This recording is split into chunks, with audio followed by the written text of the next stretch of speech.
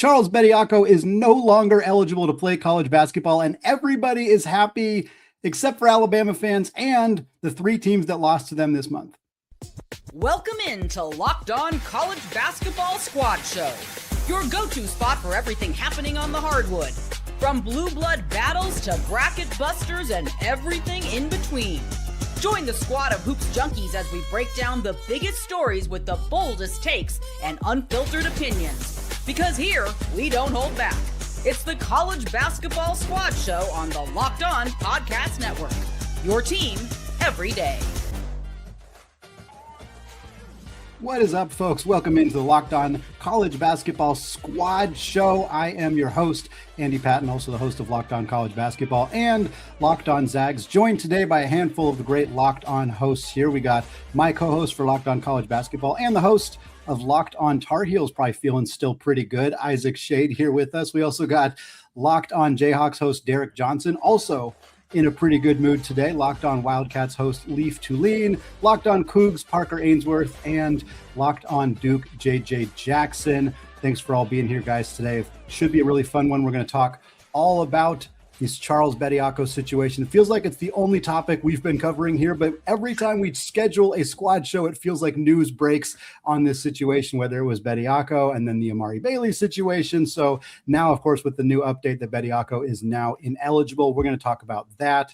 We're going to talk about some of the games that happened here on Monday night as we're recording this live. Also, some of the games coming up this week as well. I want to remind you all that today's episode is brought to you by Mazda. Mazda puts the same drive into every detail. Wins define the moment, but putting in the work, that's what defines you. Stay tuned for highlights in this week's Moving the Game Forward segment. There's more to a Mazda because there's more to you.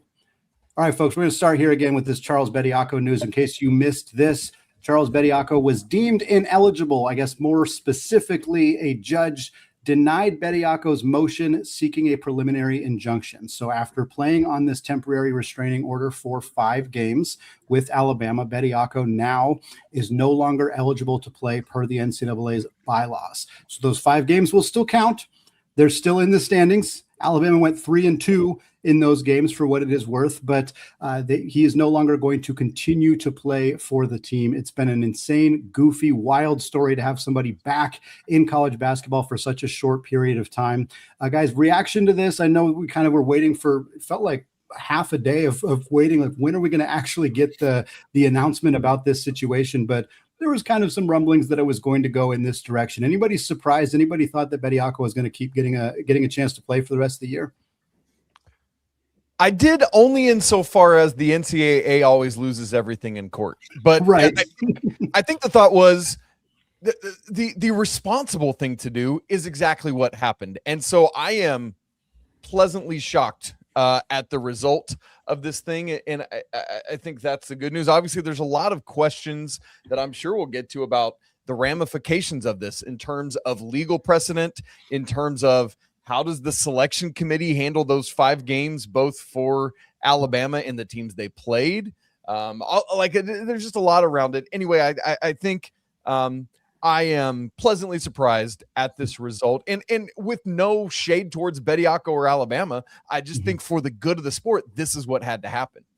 Shouldn't those games be forfeited, though? Like, in the spirit of, maybe this is just spurned KU fan who, like, in 2018 with Silvio De Sousa playing for getting like $2,000.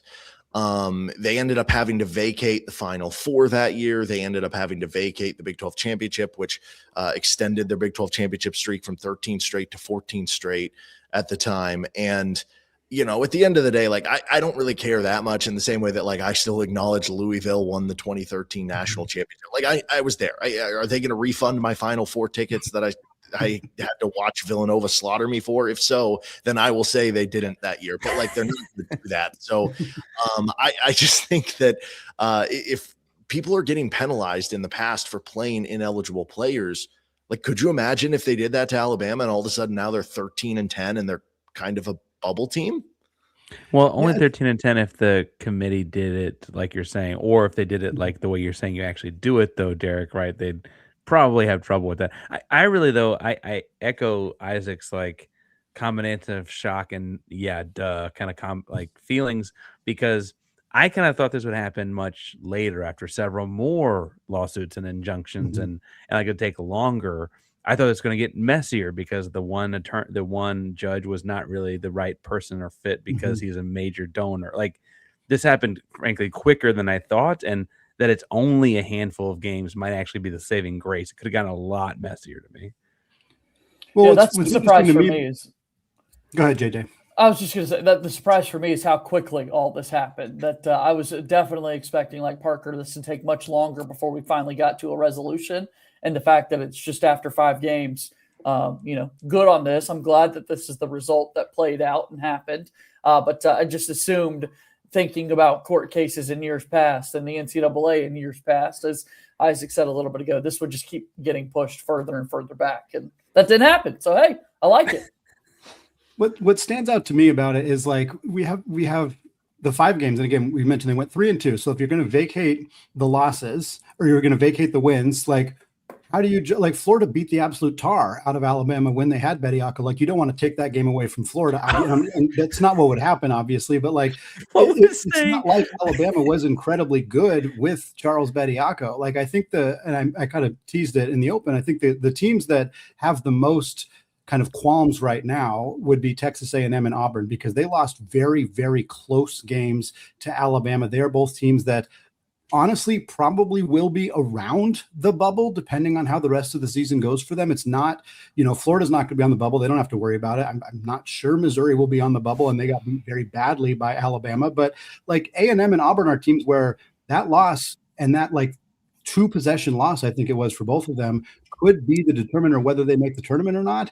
And Alabama's no longer has the player that they had in that game. Like that, I would be furious if A&M's was a 1-possession loss. But shouts to Blackerby for the thousands and thousands of views and the outrage they'll have. Right.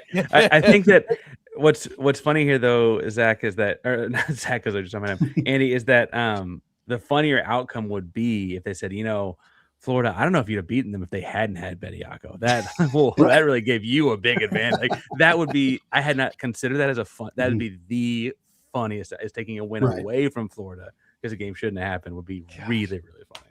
What's funny, I tweeted something about like, what's his butt from Sports Illustrated? Kevin Sweeney said something about it, and I was like, yeah, if I'm A&M and Auburn, I'm like livid about this.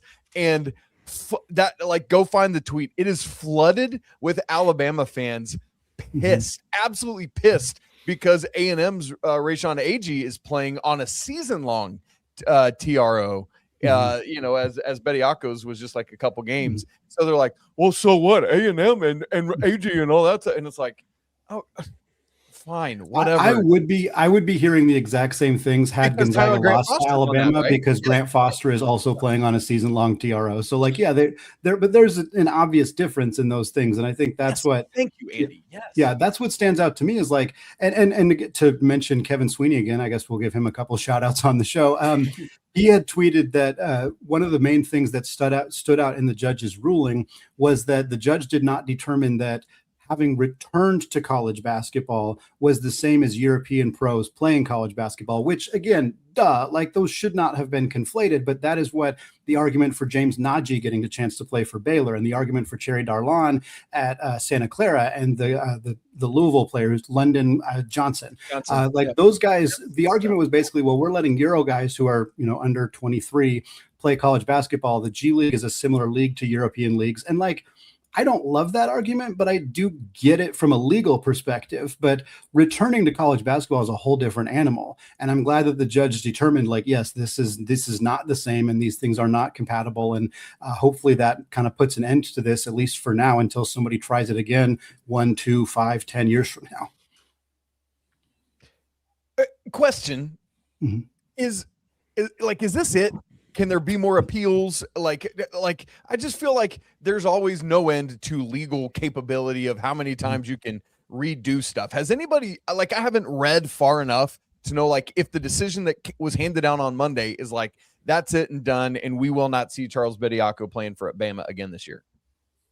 I think JJ's got the college shirt on, so he's probably close thing to a lawyer in the group. He may know, but I think honestly the trick here is that, like, it's probably not dead until Bediako decides it is. Kind of the inverse, right? Like, in an unprecedented situation, who's to say he couldn't keep pushing up to the Supreme Court ultimately, right? And like really making a real. It's just a timing thing. Can you imagine? Yeah. They went to the Supreme.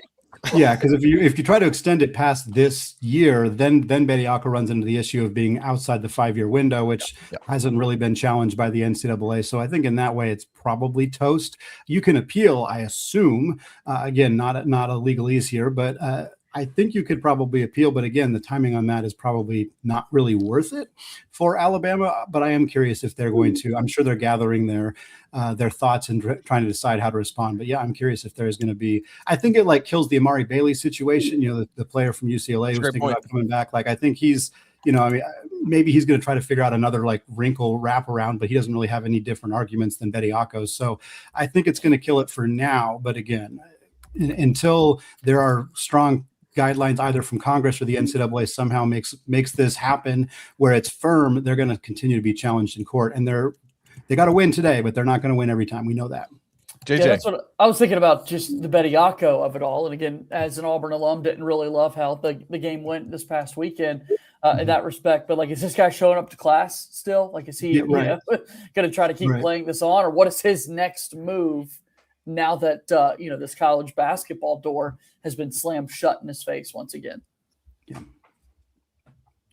Well, let's talk about some of these games, folks. We just came off of the Monday night games. Big Monday fully delivered. It wasn't a close game in the ACC matchup, but boy, it was a fun game. And then we got a fantastic one in the Big 12. Arizona goes down. The number 1 team takes their first loss of the season, and it happened without Kansas playing their leading scorer, Darryn Peterson. We're going to talk about all of that, what it means for those two teams, all that coming up here in just a second.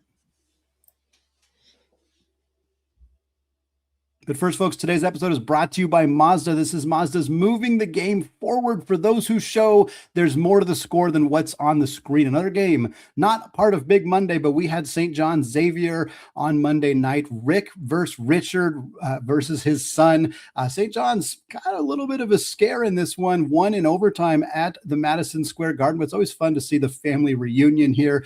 Nice kind of moment between the two coaches after the game. Rick was quite proud of his son, but not proud enough to let him get a W at the Madison Square Garden. Always fun to see those moments. And that kind of reminds us what it really takes to raise the bar. It's that extra work that goes in off the court. It's dialing in every detail, that extra fire, that grit, that never quit attitude. And Mazda put that same passion into every model.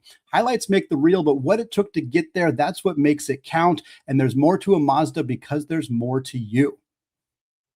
Today's episode is also brought to you by Wayfair, folks. Spring cleaning is almost here, and it is the perfect time to reset your routine and refresh your space. If you're spending more time at home, you might as well love the way it looks and feels. And that's why you should turn to Wayfair. It's a one-stop shop for getting your home back on track. From bedding and mattresses to storage solutions for every room, Wayfair makes it easy to start the year fresh. And Wayfair has everything that you need for a full home refresh all in one place. Whether you're updating your living room, organizing your room, or upgrading your work from home setup. Wayfair's huge selection makes it easy to find exactly what works for your style and for your budget.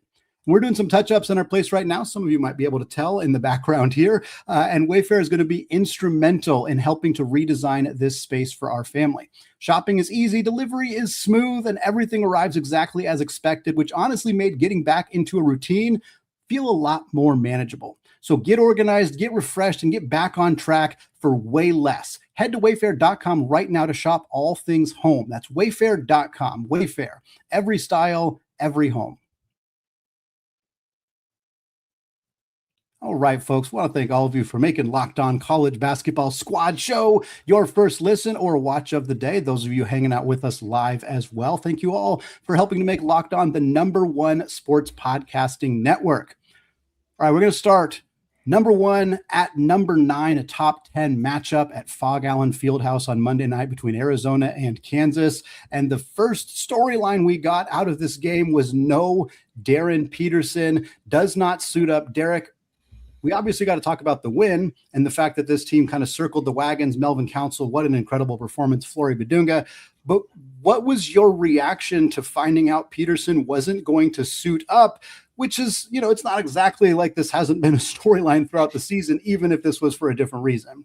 No, that in some sense, it makes it like more I don't know, less expected or more expected, I guess you would say, but like still the nature of it, he's not on the injury report, which is weird because we heard from Bill Self in the post game and he said we knew he was 50-50 as of yesterday, which I'm just like, well, then why wasn't he on the injury report? But that's a question for another day, I guess. We heard that he was out in some games earlier this year with flu-like symptoms. And then it kind of came out in the aftermath, like, was that just kind of hiding what was actually happening with the cramping or the leg situation? And now it's like, okay, like, is there a sickness problem? Is it just different things? Like, who knows what is exactly happening here? But it definitely seems like one of those things where it's like, you have the dichotomy of Elmarco Jackson, who missed all of last season with a torn patellar tendon, and he re-injured his knee in the BYU game, and he missed the Saturday game. He did play in the Texas Tech game, and then he missed the Saturday game against Utah, but he came back and he's playing through the injury in this game. And you have the dichotomy of that against people who has missed all these games. It is frustrating for KU fans. It's frustrating for me. Like, I just want to focus because this has been a fun team for KU basketball, especially after how the last 2 years have gone for this program. Like, this has been a very fun team to watch, and it has kind of taken away a little bit from that. But at the end of the day, like, I'm still going to enjoy Darryn Peterson when he's on the floor because he's a spectacular talent. He's unbelievable, but it is getting to levels that are frustrating, to say the least. Yeah, I mean, that's what stands out to me is that this has just been such an ongoing story for Kansas this year. The playing in the first half of games, not playing in the second half of games, missing full games, and you know, the late kind of announcements on some of it. But it's certainly notable, and I'm not going to make the argument, and I doubt Derek or anybody else is going to make this argument that Kansas is better without Darryn Peterson, but gosh, they've won some of their best games without him on the floor. This win, obviously, over the number one team in the country, and yes, it was at home. That helps. They beat Tennessee back in Las Vegas without Darryn Peterson as well. Their other best win, at least according to the KenPom rankings, is Iowa State, and Peterson did play in that game, although it wasn't exactly one of his strongest performances. So I don't think that that's Darryn Peterson is hurting the team. That's a ridiculous, I think, sentiment, but it's very impressive what somebody like, again, Melvin Council in particular, what he's able to do on short notice. If this truly was hey, he found out right before the game that, you know, he was going to take on a much bigger role offensively without Darryn Peterson, that just strikes me as something that, is really impressive for this team to be able to do. But Leaf, I will toss to you a little bit. I wonder if there's an element of like, I don't think this was the intention for Kansas, but if there's an element of like, Tommy and Arizona not being fully prepared because they were caught off guard by the fact that a lot of their game plan defensively probably came around defending Peterson and expecting him to play the role that, you know, Council ended up playing. Do you think that played into this at all? Well, I do think that the scouting report obviously changes, and you got to, you know, panic and 15 minutes before the game change who's guarding whom and some of the coverages. But I don't think it actually cost them an opportunity to win. Like, Darryn Peterson was out. Like, that's the real deal story, is like the guy who can score 40 any given night didn't play. What I do think it changed the pace of the game. Kansas plays with the 199th fastest tempo in college basketball in all their games, and I'd bet that pretty confidently it's slower with Peterson than that. Yes. And what Kansas did was they raced up and down the floor, and Arizona has no problems against speedy teams. But what happened is that Arizona typically wears teams out with their depth, but they had three players that are typically very, very good, completely non-factors today. And so essentially Mo Krivas was the best player on the floor for the first 25 minutes of this game, was just exhausted in the second half. And that's when Flory Badunga woke up. And Flory was great. And I don't mean that as a slight, but the fact that Koa Pete and Jaden Bradley, both of whom will be all Big Ten, went 4 of 19 combined. And Tobe Awaka, the best rebounder in the country, was awful. I think had a lot to do with the pace of the game. And I think the pace of the game wore out Arizona. And that would be what my takeaway of the Darryn Peterson difference is if Darryn Peterson plays, there's a lot more iso ball. There's a lot more heliocentric basketball from Kansas. And Council had 25 or 23 or something, but he took 25 shots. So I don't think like Council did that much to beat Arizona. Like I think the biggest thing that beat Arizona is Arizona typically is great near the rim. Kansas did a good job mitigating the advantages that Arizona always has. Like, Arizona won the rebound still. They won the field goal percentage battle, but Arizona often shoots. I mean, they shoot 58% from two. They shot 44% from the field, and they usually shoot 53%. And that's credit to Kansas. That's a credit to Flory Badunga. But I also think the points in the paint was only +2. And in a game against Kansas in Arizona, you're probably thinking it's going to be like +10, +15 for Arizona. And threes are going to be close. Arizona made more threes. Everyone says the biggest key is three-pointers. So to me, I really think Arizona played poorly in the sense that 2 All-American candidates went 4 of 19. Kansas is a formidable place, no doubt about it. And you just played – you had a bad game where 3 players of your top 5 players combined could be complete non-factors in a game where the pace picked up and one of the best players on the team just was exhausted. Krivas was a non-factor in the second half because he was so tired after being the best player on the floor for the first 25 minutes, in my opinion. And kudos to Kansas. I also felt Bill Self out-coached Tommy Lloyd, called timeouts when his team was down, when the runs were happening. And Tommy Lloyd let Arizona play through mistakes, but honestly, I think fatigued them even more. So I thought Arizona played the worst game that they've played this season, frankly. And I thought Kansas played really intelligently to the weaknesses that were being displayed by Arizona. My biggest takeaway from that whole thing is that if those 2 guys are first team all Big Ten, they've really achieved something. Like that's crazy, Leaf, to think about. Really. Parker. I watched the game for a number of different reasons, and I want to talk about a couple of them. But one, I'm interested in the out-coached aspect that Leaf mentioned. That actually wasn't what I was going to bring up first, but because I don't mean this as total shade. I do think though that like it takes playing in Fog Allen. That's a very particular place to go play against, and honestly, I'm looking for some of those Lloyd wins in the Big 12. And like I thought about like when Houston played at Arizona last year, I thought Sampson also outcoached them. Then I guess I didn't realize Isaac put his shades on. I guess Leaf, was it as simple as like rotation? Total shade, baby. Total shade. Was there a more like schematic thing you're thinking about when you say that? Because you've seen them play a lot more than I watched this game for a different reason. I'll get to it, but you watched this game much more closely, this team more closely than I have. Well, I mean, I think Tommy Lloyd put them in the position to win the game if their best players played even averagely. Like I said, like Koa Pete and Jaden Bradley went 4 of 19. So I want to point that out and saying like this is not a drastic. Tommy Lloyd was terrible. I do think the mistakes were made in the sense of timeouts weren't called when Kansas had momentum, and Kansas called them every time Arizona had momentum. Kansas called timeout when Arizona was up 6 in the first half. Kansas called timeout when Arizona was up 11 in the second half. And swiftly, Bill Self out of timeout calls up the right plays, and they ramp up pace. I felt that Tommy Lloyd's biggest issue is Bradley was out too long at the beginning of the poor run, and though he was bad, that's your point guard. And then Burries was out for the middle stretch of that poor run with about 10 minutes to 5 minutes left in the game.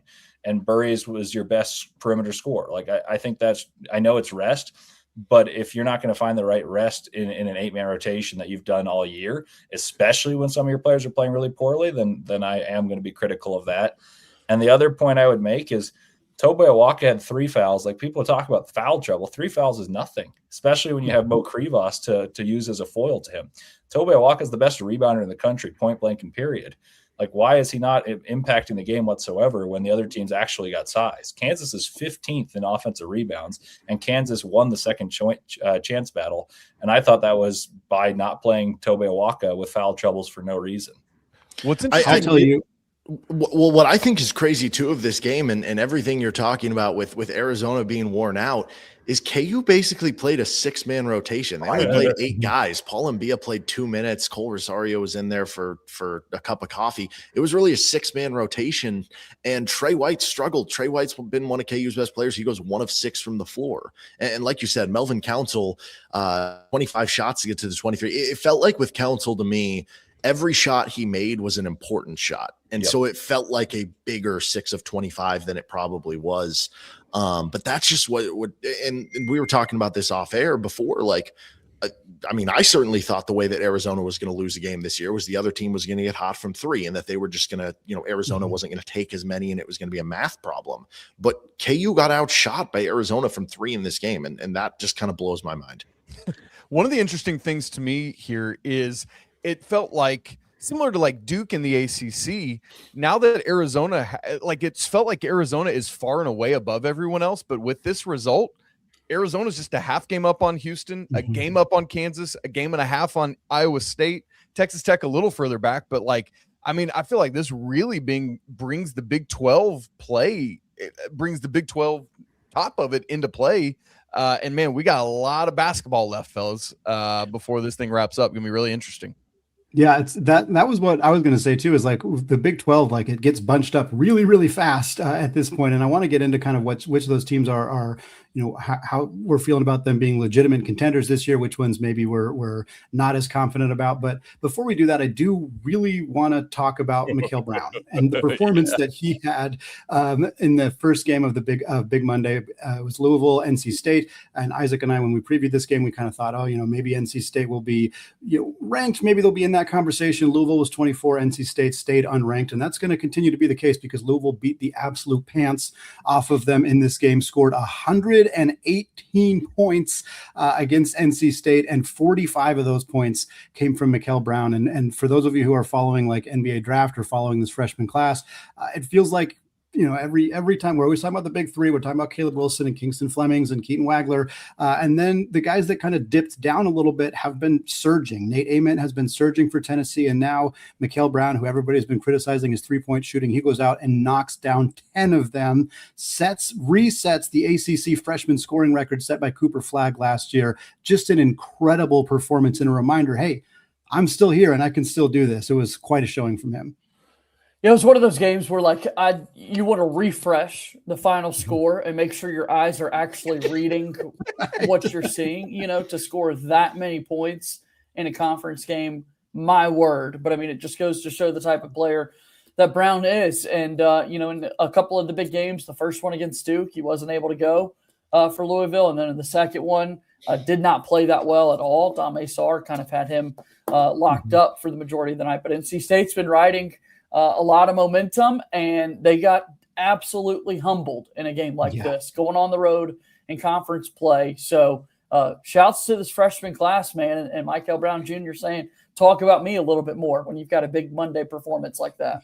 On a night that KU had a big win, I just want to throw in there that Melvin Council held Mikel Brown to 2 of 15 in an exhibition game. So what's funny to me about this game is poor Ryan Conwell drops 31 and is an absolute footnote, right? Like on 10 of 14. 10 of 14. The funny thing is, the final score of this basketball game was NC State 77, Mikel Brown and Ryan Conwell 76. Like that was the final score of this game.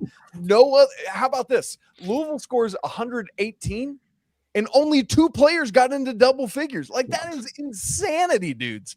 Crazy. But here's the big picture thing about Louisville, y'all. I was hanging out on Locked On ACC with Dono and KG earlier today, and one of the things I said to them was Louisville and we didn't know that it would be this, but I said any given night Louisville can do exactly what they did tonight. You just cross your fingers that you're not the team that gets bombed on, and unfortunately for NC State tonight, they were that, and now the ACC is wondering if they need to retroactively take Quadir Copeland's Player of the Week award back because good grief. I'm not buying that Shade or JJ are saying, woe is me about NC State at all. You're enjoying this way more than you're letting both of you are. It's beautiful. It's beautiful. Shade wants to take back Copeland's ACC Player of the Week award. He's clearly enjoying this, as he should be. Let's talk about. We need a segment called "Throwing Shade." Let's go. That sounds like a whole podcast. We've been doing this for 3 years, and we haven't thought of throwing shade. I'm a little disappointed in us. What are we doing? We suck at podcasting, apparently. I don't know. Guys, 4 of the top 5 teams in the college basketball went down in the last 4 days, which is kind of insane in a season where we've been talking about, there's so much dominance at the top, and yet we saw Arizona go down about an hour ago. We saw Duke go down. We saw Illinois go down. We saw UConn go down. Like, we have seen the top teams crumble. And what I want to talk about now is which of those teams are legit contenders, which of those teams maybe we're actually pretenders. And we're going to get into that to close out the show coming up here in just a second. But first, folks, tax season, it just doesn't have to take over your life. This year, TurboTax is making it easier than ever to just hand things off and move on with your day. With TurboTax's full service, you can have your taxes done for you by a trusted local expert start to finish without all the stress or guesswork. And instead of spending hours trying to figure out forms, you can meet with the local TurboTax expert in person or connect online. And they handle everything from W-2s to self-employment forms and work to get you every deduction. You can upload your documents, go about your day, and get updates right in the TurboTax app. It's a huge time saver and gives you real peace of mind knowing an expert is handling it all for you. And for a limited time, you can have your taxes done by a local TurboTax expert for just $150 all in. If a TurboTax expert didn't file for you last year, just make sure you file by February 28th. Take taxes off your plate and get back to your life. Visit TurboTax.com/local to book your appointment today. All right, folks, closing out the show, continuing the conversation here, we got to talk about some of these top 5 teams, because again, that's one of the biggest storylines that we have heard time and time again during the season is like there's this clear kind of delineation at the top of college basketball. And I know Isaac and I talked about it recently because and I think this is where we start. One of the teams that wasn't in that conversation that we thought, well, maybe this is a team that belongs in that conversation was the Houston Cougars. And Houston, again, we'll talk about the teams that lost, but Houston, one of the teams that did not lose. I swear. Did not lose. They went to the Marriott Center, got a win over BYU, which if we had more time, I'd want to talk about the fact that BYU hasn't really beaten anybody good this year, but I don't know if we'll get to that yet. But Houston gets a W there. They're now up to number 3 in the AP poll. And Parker, did you feel like Houston was maybe getting a little bit underappreciated, underranked, under-discussed this season? And kind of where are you at with this team, especially with so many freshmen kind of helping to drive the ship for this group? Yeah, my comment section, I both kind of thought there was a little bit of undervaluing there. They're a little bit louder about it, though. And I think that what's interesting about Houston is actually what people forget about a year ago. And I've been kind of tracking this for about a month now. And I don't mean to bring up the druthers and rub things into JJ or whatever, because he's had a rough weekend. But last year's team, everyone thinks about April or they think about Purdue, and they think they don't remember being 4-3. They remember being 35-5. Right. And like the way that team grew and changed and like developed over the course of the season, this team's actually hit every benchmark faster and has actually been further along. This year's team actually on paper is doing all those things better. And 2 of their 5 stars are freshmen. 4 of the guys in their 8-man rotation are first year on the floor guys for Houston. It really is a team that is ahead of schedule in a lot of ways. Now, they could lose to Purdue by 2 points last year, and doesn't matter, right? Like I understand there's a lot of randomness in the 1-game samples that are a college basketball tournament. I'm not saying they're going to national championship, but I'm saying they're absolutely good enough to. And it felt like beating BYU was the first time people kind of admitted that. Even when they beat Tech, I was like, yeah, but Kingston Flemings kind of did the comeback thing, and like that kind of got written off a little bit. And I think that, obviously the Big 12 was a gauntlet. We play both guys on the screen right here in the span of like 6 days. It's going to be crazy to see it all play out. But this team is very strong, and I think that being number 3 in the country after a weekend and win over BYU, even if they hadn't beat anyone, including the allegations, as Andy points out, I think that's a appropriate fitting given the season that they're having so far. I also have tried to drive people home and now it finally looks obvious. They're in the driver's seat in the Big 12 if they won it again, right? They've won it 2 years in a row.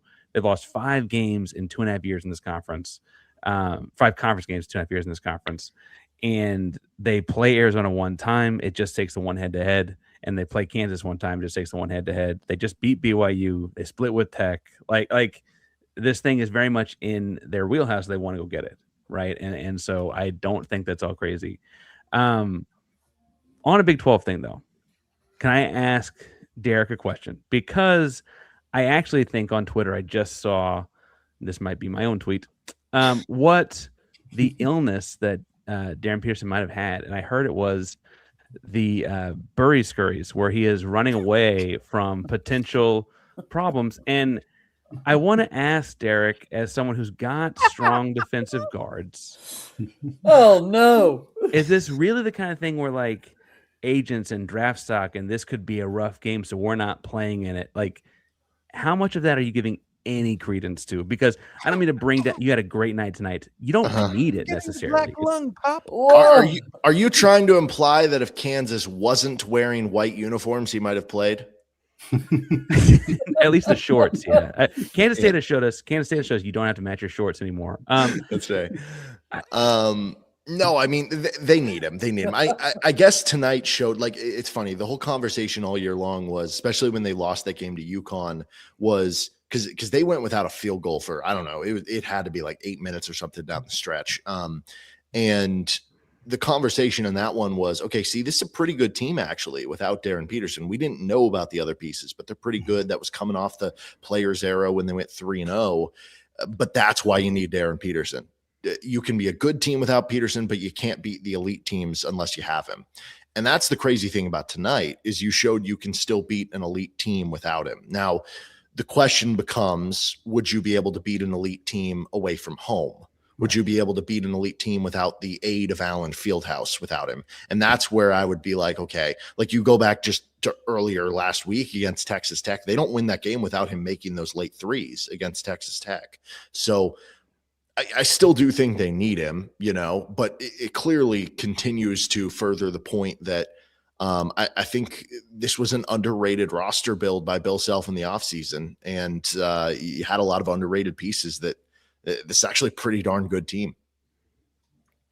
I feel like Darryn Peterson, it's maybe he's playing checkers, or he's playing chess whenever he's playing checkers. And he's like, I want everybody to know that this team, my team, is good without me. So I'm going to sit out the tough games. They're going to prove it. And then I'm going to join the team for the easier games and just dominate in those games. And it's been working for him. Like you said, he did win the Texas Tech game for him. I was covering that game. I was watching it. But he took like 18 and a half minutes of the second half pretty much off before he hit those 2 threes at the end of the game and said, okay, now I which like was cold blooded. Like the fact that he was able to do that was extremely impressive. But it does lead kind of into that conversation, Derek, and you did touch on it already. Like Kansas is a legit team at this point, a legit contender. I mean, a 5-loss team, they've been very good. I think Bill Self's going to start to get some serious love for Coach of the Year, which is not a conversation I thought we'd be having, but he's been fantastic. He's made the adjustments like Leaf talked about. And this team looks, in a league that's so deep and so good, they look very, very legit. Like they could be a team that's in that Elite Eight, Final Four, a national championship contention, I think, depending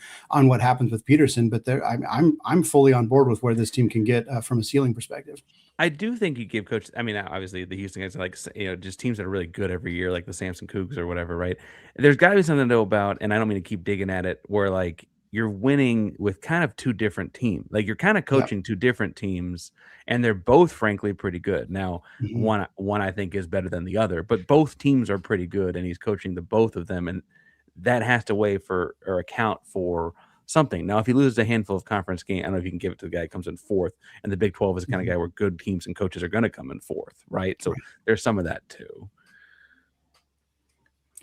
Let's talk Arizona. We'll go back. I swear we don't only want to talk Big 12, but the main question I have at this point about Arizona is, fair enough. The main question I have about Arizona is, should they still be number one? I mean, obviously we don't know the rest of the results this week, and certainly if Michigan loses and things like that, it changes. But like, there's an argument that Arizona is still the number one team in the country, even after losing this game. I mean, it's a 4-point loss. It's on the road. It's against a very good, top 10 Kansas team. There's no requirement. You don't even have to keep selling it. Yes, of course they're still the number one team. It's dumb to think. They're still why do we do this? Why? Like, I can understand, like, at some point the losses do have to matter, but like we go into the season and we'll drop a team for losing their first game, and it's like, did you expect them to be undefeated? Because we haven't seen that in 40 years, So why are we going to drop it? Like, I'm cool giving a team a pass for their first loss. Yeah, I'd rather lose to Kansas at Kansas than lose at home to Wisconsin. Yes, right.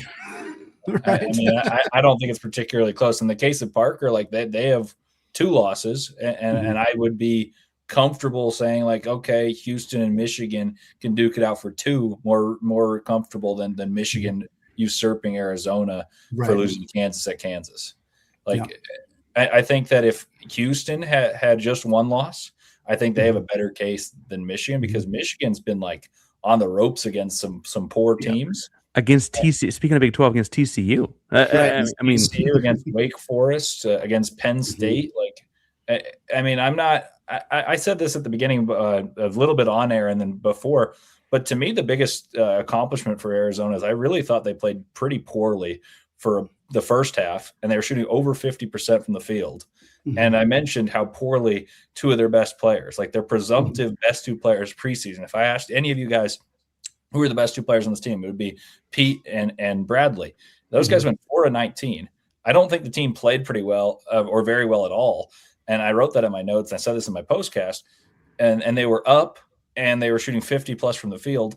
And then they shot like 35% in the second half and still had every chance to win the game at Kansas in a bad game where three of their players combined to score like 12 points. And they scored 78 at Kansas when Kansas played inspired. Flory was unbelievable. And yes, no, Darryn Peterson kind of like puts like a slap in the face to Arizona.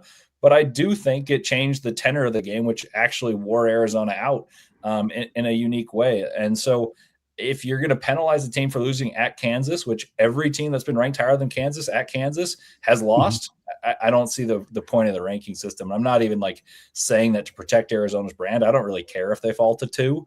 But I think it would be a stupid like reason for the justice for Michigan. Like I just don't see any like basis behind it. JJ, Isaac, Duke, North Carolina, what do you guys think about your teams in terms of being like legitimate contenders? I know obviously Duke has been in that top 5 conversation throughout the year. Really good defensive front court. Some questions about the backcourt at times, and certainly like the development of Dame Sarr and some depth things. But JJ, I'll start with you. Kind of, I can't imagine we're overly concerned about a game that you led for 39.9 seconds or 39.9 minutes and then lost. I mean, it stings, but it's not exactly a resume breaker for Duke. You still feel like this team's, kind of right in that mix. JJ, can I ask it to you this way? I've been meaning to ask you this and I keep forgetting. I keep meaning to text you this. Okay. I feel like this Duke team is not like as talented as last year's Duke team. Not quite as good, but they're succeeding seemingly at a higher level. Why is that? It's so hard to figure out because the rest of the ACC is so much better too. Like Yes, all of these things don't necessarily compute. Do you agree with that? Do you agree with that? 100%. Like I think the talent from top to bottom on last year's squad is further along than this year's team, and yet this year's team has just been finding ways to win and whatnot. I think you look at the game against North Carolina, and clearly in the second half, the Tar Heels woke up, and Henry Vasar decided to use his frame and make an impact on the interior. It helped that, for somehow, some way, North Carolina committed just one single foul in the second half, and Duke shot 0 free throws, because that is something that we're used to seeing in college basketball. It's so sad when the whistle doesn't go your way. It just, boo-hoo, that's how I was feeling. And there were shots that Isaiah Evans certainly wants to have back. There were shots in the first half that I love Dame Sarr. He's continuing to progress game by game by game. But my brother, please look down at the 3-point line and make sure your toes aren't on it when you're open in the corner. Twice in the Carolina game. It's happened a few times earlier in the season. I don't know if he's making the European adjustment and trying to figure. I don't know what's going on there. But got to figure out a way to take a step back and knock those down. But no, I think Duke is still in this national title conversation. Quite frankly, if anybody wanted to argue that, I don't know what that argument would be. It'd be foolish to me. I just hate that we're throwing shade over this loss. Parker's smiling over the Final Four. And I'm just, all I have is I don't know. I don't know, guys. I do have a question about Duke, though. Like, their guard play is thoroughly mediocre as compared to, the expectation of Duke. Yeah, their floor is really high because Boozer's fantastic. But is there a concern you run into a team that can mitigate his advantage on the interior, or should there not be as many fouls called that your guards aren't good enough? Because frankly, like, I don't think Caleb Foster's any good. I've said that for years. And if he plays well, I'll prove he can. I'll eat crow, but I just don't think he's that good. And I don't think Caden Boozer's that great either. And Evans is a spark plug type of guy, not like an uber consistent guy. Do you have any doubt about Duke's chances to make an Elite Eight, a Final Four? Sure. I mean, yeah. And if the shots aren't falling, I mean, the 3-point percentage, this is a therapy session for me all of a sudden, I guess. The 3-point percentage hasn't been where you want it to be as of late if you're watching Duke basketball the last couple of games. But the reality is they do have Cameron Boozer. They do have Patrick Gongba II. Malik Brown does get incredibly active there on the interior. Like they're able to make things work despite some of the inefficiencies that they might have there at the guard spot. I'm holding out hope. The fact that Caleb Foster is someone who very easily could have transferred and looked for greener pastures, stayed loyal to Duke, much like Seth Trimble, who knocks down the shot for North Carolina, flirted with the transfer portal, said, you know what, I guess I'm going to have this big moment in the greatest rivalry in sports. Good for him. So I'm happy Foster stuck around. And, I still think Caden Boozer will turn a corner too. So go Duke, fellas. That's all I'm saying. I do like that we're talking about Peterson sitting out. I think earlier Leaf said that he personally, there's no reporting here, but thinks that Pete might be hurt, whatever. And JJ's like, yeah, but we do got our guys. We do got them. And so they're good. Well, I will use the injury excuse for my team because I've just been deflecting so you guys can all talk about the miserable losses you've had when my team lost to the 230th ranked team in the net on Wednesday for the first time in 14 years. But hey, our second leading scorer is hurt, and it doesn't sound like he's coming back anytime soon. So to answer the question for my team about Gonzaga, if they're contenders, not unless Braden Huff makes a miracle recovery from whatever the heck is hurting him on his left knee, because that was a really ugly game against a place I used to work, by the way, the Portland Pilots. So all my friends and coworkers were texting me, and I was like, yeah, this sucks. I am not happy that we lost this basketball game, but you know what? I'm glad that we managed to make it 45 minutes before, and I'm just going to end the show now so none of you can give me any crap about it. So folks, that's going to wrap it up for us today here on the Locked On College Basketball Squad Show. Thanks so much for joining us, everybody. We're going to have these once a week from here on out until we get to the end of the college basketball season. Maybe we'll get some of these going in the off season as well. But again, those of you who listen to Locked On College Basketball, we always want to say apologies to the Lawyer family. Let's go Wild Popes. Cheers to the Mick Bruins. And folks, until next time, peace out.